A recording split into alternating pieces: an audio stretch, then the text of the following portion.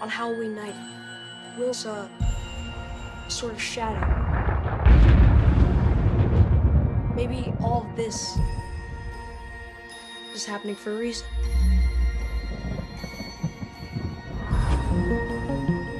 These are not nightmares. It's happening.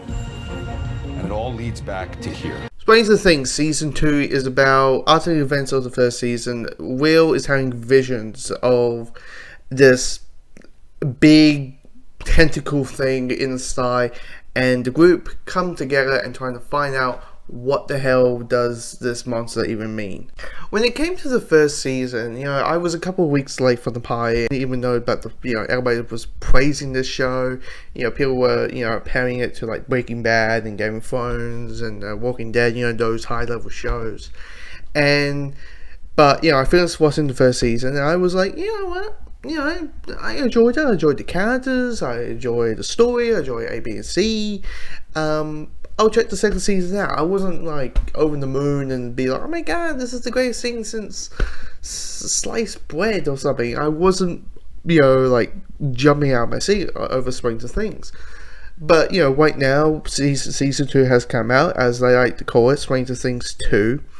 And I have to say this, there's a few things I enjoy about this season, and there's a few things I don't like about the season. The stuff I really enjoy from the season is that the dynamic and the chemistry and the friendship between the characters. These characters are likable, well fleshed out. New characters, we have the new kid, Max, who is pretty much, she's like good at video games. Of course, they have like, holy crap, there's a girl who likes video games and stuff like that. You got the Max's stepbrother, who is played by the guy who played the Red Ranger in the recent Power Rangers movie. He's pretty good.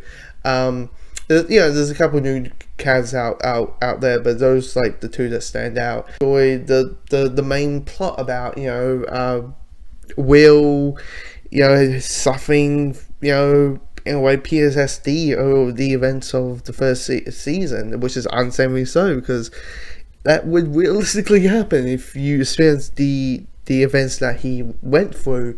It would kind of give him ways to see things that no one could ever understand. The stuff I did not like about it is, in the trailer, so I'm not really spoiling about it, has 11. 11 is back, right? And there's a part of me that feels like she shouldn't have been in this season.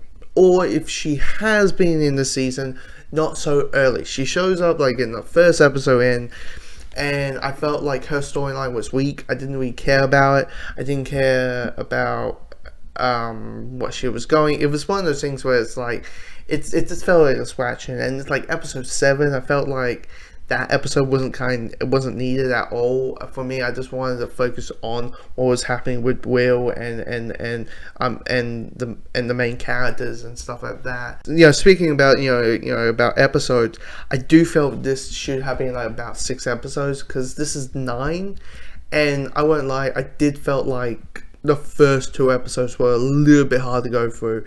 I mean, the second episode felt like I was watching like episode 4, and that's not good. I felt like, what episode am I on? Is it 4? It's like, no, you're on 2, and it's like, yikes, hope this season is better and picks up and all that kind of stuff.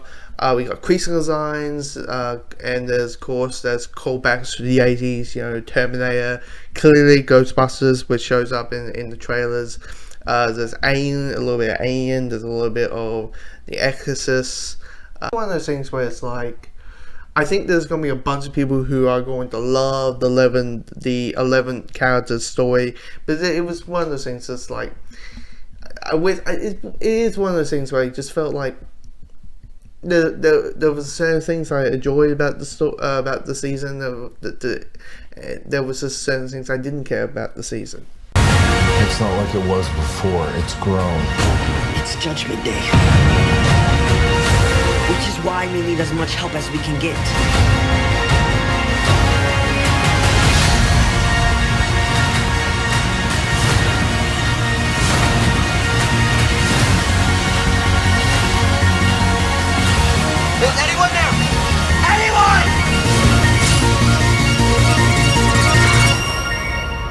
should go now.